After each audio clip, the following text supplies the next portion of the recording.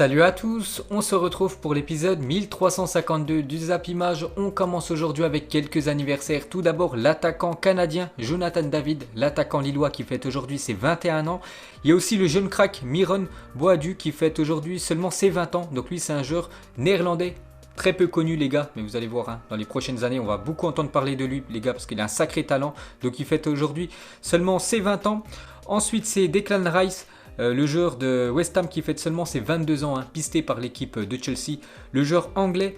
Ensuite, on ouvre la page trophée des champions. Hier, c'était le classico français, le Paris Saint-Germain contre l'équipe de Marseille. Et c'est le PSG qui s'est imposé 2-1 dans ce match. Donc un but de Icardi, un but de Neymar contre un but de Dimitri Payet en fin de match. Donc belle victoire des Parisiens les gars. Et un nouveau trophée de plus pour le Paris Saint-Germain qui s'adjuge une nouvelle fois. Le trophée des champions, c'est quand même le 8e trophée des champions consécutif remporté par le Paris Saint-Germain. C'est incroyable. Depuis la saison 2013 jusqu'à cette saison 2020. Voilà, le Paris Saint-Germain à chaque fois remporte le trophée des champions. Une sacrée série pour le club de la capitale française. Donc regardez le nombre de trophées nationaux remportés par club depuis l'arrivée des Qataris au Paris Saint-Germain en 2011. Et là on voit vraiment la nette domination bien sûr du Paris Saint-Germain. Donc depuis 2011, depuis que le Paris Saint-Germain s'est fait racheter, le Paris Saint-Germain a gagné 26 trophées, c'est énorme. Donc en deuxième position c'est Lyon et Marseille, 2 trophées. Et après il y a pas mal d'équipes aussi qui ont remporté une fois un trophée sur le territoire français. Mais sinon voilà, c'est le Paris Saint-Germain à chaque fois qui rafle la mise. C'est quand même incroyable cette domination du PSG. Ensuite, on va parler de Marco Verratti, est devenu hier soir le joueur le plus titré de l'histoire du Paris Saint-Germain avec 26 trophées remportés. Donc, je vous ai dit, le PSG, c'est 26 trophées remportés depuis que le Qatar a racheté le Paris Saint-Germain. Donc, Marco Verratti les a tous remportés, ces 26 trophées. Ensuite, on va parler du nouveau coach du Paris Saint-Germain, Maurizio Pochettino. Donc, le 2 janvier 2021, le PSG officialise l'arrivée de Pochettino et le 13 janvier 2021. Donc, c'est simple, quelques jours après, premier trophée de l'Argentin au PSG. Donc Pochettino remporte avec Paris le premier trophée de sa carrière d'entraîneur. C'est quand même incroyable. En seulement 10 jours, il a déjà remporté un trophée en tant que coach. Alors qu'il avait passé 5 ans du côté de Tottenham sans remporter le moindre trophée. Donc il lui a fallu seulement 11 jours pour gagner un trophée avec le PSG. Ensuite, toujours avec Pochettino, donc il a dit après 3 matchs joués, dont cette finale contre notre plus grand rival, c'est très important d'avoir gagné, c'est une question d'honneur, surtout d'avoir remporté bien sûr ce trophée et surtout d'avoir battu le rival marseillais. Donc cette fois-ci, on va parler du coach marseillais, lui qui l'a un petit peu en travers la gorge cette défaite hier. Donc Villas-Boas, il a dit le plus grand honneur pour nous, c'est qu'ils fêtent ça comme s'ils avaient gagné la Ligue des Champions. Donc il a dit ça. Au micro de Téléfoot, Villas-Boas, il a dit aussi c'est signe de l'importance qu'ils ont donné à ce match, un match qu'on a maîtrisé et la meilleure équipe perd ce soir. Donc pour André Villas-Boas, les gars, la meilleure équipe a perdu hier soir. Donc son équipe de Marseille aurait dû gagner ce trophée des champions. Toujours avec le coach marseillais, donc il parle de l'arbitrage. Pour lui qui est en faveur du PSG. Donc il a dit l'unique chose que j'ai vue, c'est que l'Olympique de Marseille reçoit des cartons et pas le Paris Saint-Germain. L'arbitre m'a dit que les 2 fautes que Paris fait sur les contre-attaques ne valent pas jaune. Normalement, quand tu arrêtes une contre-attaque avec une faute, c'est carton jaune direct. Donc voilà ce que dit aussi André Villas-Boas sur l'arbitrage qui est en faveur du Paris Saint-Germain selon lui. Ensuite, on va parler de Neymar, retour de blessure de Neymar. Donc il n'a pas commencé titulaire, il est rentré en cours de jeu. Il a été décisif vu que c'est lui qui a inscrit le but victorieux pour le Paris Saint-Germain, ce but sur penalty. Et Neymar a inscrit 18 de ses 19 penalties tentés depuis son arrivée au Paris Saint-Germain. Donc il a une façon très spéciale de tirer les pénaltys. C'est plutôt pas mal son ratio. Donc regardez la célébration du joueur brésilien bien sûr. Donc il a un petit peu chambré on peut dire bien sûr cette équipe de Marseille qui avait beaucoup chambré l'équipe du Paris Saint-Germain quand Marseille était venu s'imposer au Parc des Princes en septembre dernier. Et le clash entre lui et Álvaro González donc c'est poursuivi après sur les réseaux sociaux, surtout sur Twitter. Donc voilà la photo de Neymar qui a identifié Álvaro González. Et Álvaro González a mis cette photo. Mes parents m'ont toujours appris à sortir les poubelles à l'OM, toujours. Donc il a répondu à Álvaro González. Donc regardez quand même la faute d'Álvaro González sur Neymar. C'est que dès que les deux, il y a eu contact hier, à chaque fois Neymar était au sol. Álvaro González a vraiment joué très très dur sur le joueur brésilien. Donc il y a des supporters du Paris Saint-Germain qui ont mis une petite couronne bien sûr. Lors de cette altercation entre les deux joueurs. Et toujours avec ces deux-là, donc ils ont continué encore très tard sur Twitter à se clasher. Donc on peut voir la photo bien sûr de Neymar et Alvaro González. Et Neymar Alvaro lui a dit tu as dû oublier ce que ça faisait de gagner des trophées. Alvaro lui a dit tu es l'ombre du roi, donc Pelé. Donc il a mis une photo de Pelé avec 3 coupes du monde. Et Neymar lui a dit et toi tu es la mienne, je t'ai rendu célèbre de rien, Feno. Donc voilà les gars, le clash entre le Brésilien et le défenseur espagnol. Ensuite, une déclaration de Florian Thauvin. Donc par rapport au match hier, il a dit la défaite est rageante, mais ce qui est important c'est de souligner, c'est qu'on progresse face au Paris Saint-Germain. Avant on était surclassé, maintenant c'est plus le cas. Et ça c'est vrai qu'il a entièrement raison quand même Florian Thauvin. C'est vrai qu'avant le Paris Saint-Germain c'était des 3-4-0 qu'ils infligeaient à l'équipe de l'Olympique de Marseille. Et maintenant c'est un peu plus serré lors du dernier match, enfin le match en septembre, Marseille s'est imposé. Hier, voilà, Marseille a quand même... proposer une belle prestation, donc c'est vrai que c'est un peu plus équilibré, c'est classico. Et pour finir sur ce match les gars, on va juste parler de Mauro Icardi, revient en très grande forme, 2 buts en 2 matchs depuis son retour de blessure. Hier il a été impliqué sur tous les buts du PSG, donc déjà buteur, et c'est lui qui obtient le penalty inscrit quelques secondes après par Neymar, donc un retour fracassant de l'attaquant argentin. Ensuite les gars, on prend la direction de l'Espagne. Il y avait un autre beau match hier. La Real Sociedad recevait l'équipe du FC Barcelone. Donc c'était dans un terrain neutre bien sûr. Et donc c'était la demi-finale de la Super Coupe d'Espagne. Et c'est le Barça qui se qualifie pour la finale. Donc score final 1 partout. Donc ça allait directement au tir au but. Et c'est le FC Barcelone qui s'en est mieux tiré. Tout simplement au tir au but avec le Barça.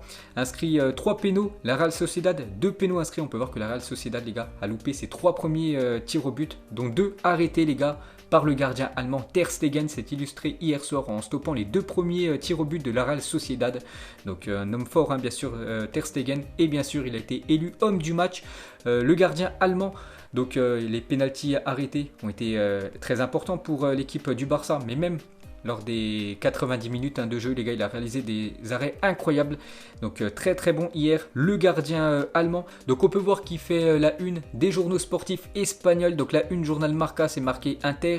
Donc Ter Stegen, super héros tout simplement. On peut voir aussi la une du journal Sport, héros, en parlant une fois de plus de Ter Stegen.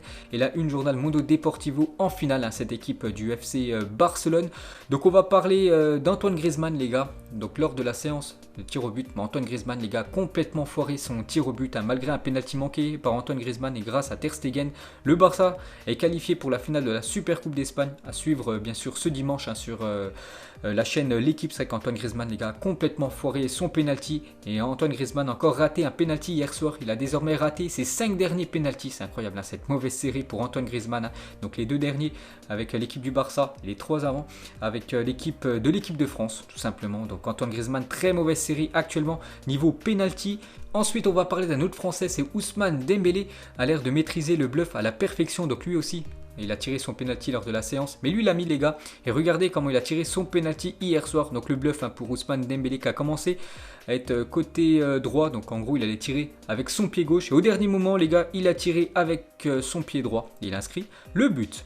Ensuite les gars, on va parler de Ronald Koeman. Il a dit le penalty final, le penalty victorieux lors de la séance des tirs au but. J'avais 4 noms écrits et j'ai demandé qui voulait tirer sur le dernier pour gagner. Riqui Puig voulait le prendre avec détermination, et c'est lui qui a inscrit le but victorieux, le jeune espagnol. Donc il a dit « Je suis très content d'avoir marqué le dernier penalty, je me suis proposé de le faire, j'ai tiré avec une grande conviction, il faut croire en soi, je ne perds jamais l'envie d'être en équipe première et je le ferai continuer à vous battre pour cela ». C'est vrai qu'il est très peu utilisé par Ronald Koeman, et hier c'est lui qui marque le but victorieux pour cette équipe du FC Barcelone. Et on peut voir les gars qu'Antoine Griezmann, donc il est interviewé Riqui Puig, et il est venu le voir, il a dit merci mon pote, parce que voilà, Griezmann a loupé son penalty, et grâce à Riqui Puig, bien sûr, le Barça file en finale. Et pour finir les gars sur ce match, regardez la détente impressionnante de Frenkie de Jong sur son but. Donc c'est vrai que lors des 90 minutes de jeu, il y a eu un partout, et le but côté catalan, c'est Frenkie de Jong qui l'a marqué de la tête. C'est plutôt rare voilà, que de Jong marque des buts de la tête. Donc après, lors de la séance de tir au but, lui aussi a loupé son penalty. Et pour finir du coup les gars, le Barça rencontrera dimanche soit le Real Madrid, soit l'Athletic Bilbao, parce que la deuxième demi-finale c'est ce soir. Et regardez la une du journal AS, donc la demi-finale de la Super Coupe d'Espagne face à l'Athletic Bilbao sera un test pour Eden Hazard, une équipe contre laquelle Benzema a marqué plus que n'importe quelle autre équipe. 13 buts il a inscrit Benzema dans toute sa carrière contre l'Athletic Bilbao, c'est sa proie favorite. Donc ce soir bien sûr, deuxième demi-finale, une photo des joueurs du Real Madrid du côté de Malaga, Donc le match aura lieu dans le stade de cette équipe espagnole. Toujours avec le Real Madrid, donc Zidane installera de nouveau le trident Hazard, Benzema, Asensio jeudi soir en demi-finale de la Supercoupe d'Espagne. Lucas Vazquez sera aligné au poste de latéral droit, donc lui il peut jouer vraiment tous les postes. Lucas Vazquez qui joue normalement ailier droit, mais vu que Carvajal est blessé, donc Vazquez va revenir du coup en défense côté droit. Il a déjà joué bien sûr ce poste pour dépanner. Regardez normalement les compos probables pour ce soir, donc côté Real Madrid, je vous ai dit Asensio, Benzema, Hazard en attaque, Modric, Casemiro, Toni Kroos en milieu de terrain et Mendy, Ramos, Varane, Vazquez derrière. C'est tout simplement l'équipe type. Ensuite, direction l'Angleterre, on va parler de deux matchs en retard de Première Ligue. On commence tout d'abord avec Manchester City qui recevait l'équipe de Brighton hier à 19h et City s'imposait 1-0 grâce à Phil Foden et City prend la troisième place et revient à un point de Liverpool. Donc très serré ce championnat d'EPL. Et pour finir les gars, c'est Tottenham qui recevait l'équipe de Fulham, très mal classé cette saison. Et 2 points de perdus pour les Spurs, vu qu'il y a eu un partout. Mauvaise opération pour Tottenham qui perd des points précieux à domicile. Ensuite, direction l'Italie, car hier soir, il y avait de la Coupe d'Italie. On commence avec la Juventus qui est venue à bout du Rénois, mais seulement après prolongation. Donc victoire 3-2 de la vieille dame qui passe en quart de finale du coup. Donc félicitations à la Juventus. Et le but victorieux pour cette équipe de la vieille dame a été inscrit par Hamza Rafia, un jeune Tunisien. Et il a dit dimanche dernier, j'ai été avec les U23 et maintenant je suis ici avec l'équipe première de la Juventus. Je dédie ce but à ma maman. Donc félicitations à lui d'avoir permis à l'équipe de la Juventus de passer un tour. Cette fois-ci c'est Naples qui recevait l'équipe de Empoli. Naples se qualifie pour les quarts de finale avec sa victoire 3-2. On peut voir aussi la belle victoire de l'Inter Milan après prolongation du côté de la Fiorentina. 2-1 pour l'équipe de l'Inter Milan. À noter que Lukaku a été une fois de plus buteur. Cette fois-ci les gars, on prend la direction de l'Allemagne. Et là une énorme surprise, c'est incroyable. Le Bayern Munich est éliminé de la Coupe d'Allemagne par Kiel. C'est une équipe de 2e division allemande et ça c'est incroyable. Donc déjà au bout de 90 minutes de jeu, il y avait 2 partout et après tir au but, ils se sont inclinés, cette équipe du Bayern Munich. Donc l'équipe de Kiel les gars était menée quand même jusqu'à la 94e minute. 2-1 contre le Bayern Munich. Donc voilà, le Bayern était quasiment qualifié bien sûr. Donc ils ont inscrit le but égalisateur à la 95e minute. C'est incroyable. Et le Bayern et du coup est éliminé de la Coupe d'Allemagne dès les 16e de finale au penalty par une équipe de 2e division allemande. Donc je voulais voir les gars la compo. Je me suis dit peut-être Hansi Flick a mis une équipe quasiment B. Que des joueurs remplaçants pour ce match. Pas du tout. Regardez l'équipe qui a commencé. Il y a quand même des joueurs, des énormes joueurs comme Manuel Neuer, comme Kimmich, Gnabry ou même Leroy Sané ou même Davids. Malgré ça les gars, l'équipe du Bayern s'est inclinée hier.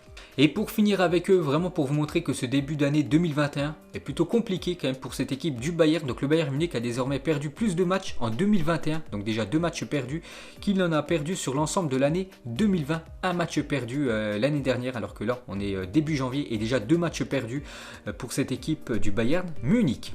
Ensuite les gars, on va parler d'un match entre une équipe junior et l'équipe féminine du Brésil. Donc hier, l'équipe féminine du Brésil s'est inclinée 6-0 face au U16 de Grêmio, donc une équipe junior.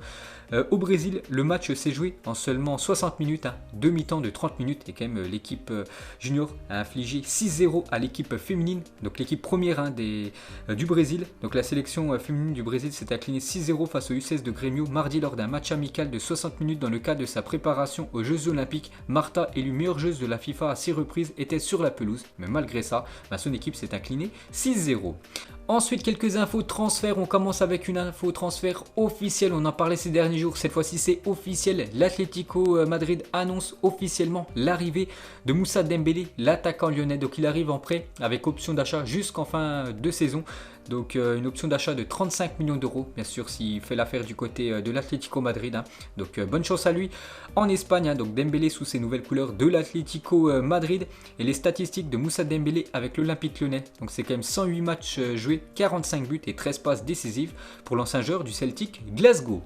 Ensuite du coup pour le remplacer, on en parlait aussi depuis quelques temps, donc c'est l'Algérien Islam Slimani qui signe du côté de l'OL pour remplacer tout simplement Moussa Dembélé. Il a fait une déclaration, il a dit: je suis heureux et fier d'être dans un grand club comme Lyon, je remercie le président Petit, je suis déjà venu dans la région à Givors pour faire des tournois avec mon équipe. Je suis quelqu'un de combatif et qui donne tout sur le terrain. Donc voilà, Slimani les gars, c'est officiel, il rejoint gratuitement parce qu'il était libre.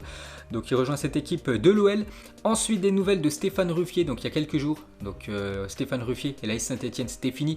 Et il a un nouveau club, donc officiel, Stéphane Ruffier signe comme éducateur à l'Aviron Bayonnais, donc une équipe de N3. Donc voilà les dernières infos sur l'ancien gardien de l'AS Saint-Etienne. Ensuite un transfert officiel. Timothy Fosu-Mensah quitte Manchester United et s'engage jusqu'en juin 2024 au Bayer Leverkusen. Donc lui jouait très peu du côté de Manchester United. Donc du coup, direction l'Allemagne pour lui. Donc montant du transfert 1,7 million d'euros.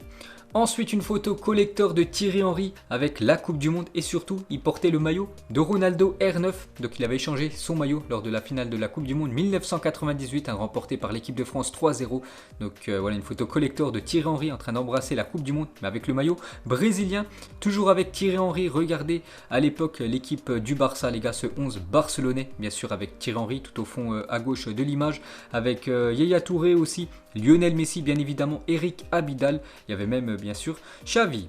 Ensuite, il y a 7 ans, jour pour jour, peut-être l'un des plus grands scandales de l'histoire du Ballon d'Or, parce que Ronaldo remportait son second Ballon d'Or, alors qu'il y a un autre joueur qui méritait largement de remporter ce Ballon d'Or, donc le podium de l'année 2013. Donc Ronaldo avait terminé en tête devant Messi deuxième et surtout Franck Ribéry troisième, alors qu'il nous avait fait une saison monstrueuse. Il avait fait le triplé avec le Bayern Munich, donc championnat, Coupe d'Allemagne et bien sûr Ligue des Champions. Il avait été élu meilleur joueur du championnat allemand, mais ça n'avait pas suffi. Il avait terminé quand même troisième de ce classement du Ballon d'Or en 2013 et bien sûr il aurait dû mériter remporter ce Ballon d'Or. Et pour finir les gars, ce Zap Image, donc une question très simple, complète cette phrase. Sur cette photo, le jeune qui a le plus de potentiel est, donc parmi ces 9 joueurs, pour vous, qui a le plus gros potentiel parmi ces jeunes cracks du football. Donc moi je dirais quand même Haaland, donc vous mettrez tout ça en commentaire. Donc voilà les gars, la fin de ce Zap Image 1352. Donc si ça vous a plu, un petit like et on se retrouve demain pour le prochain épisode. Ciao à tous.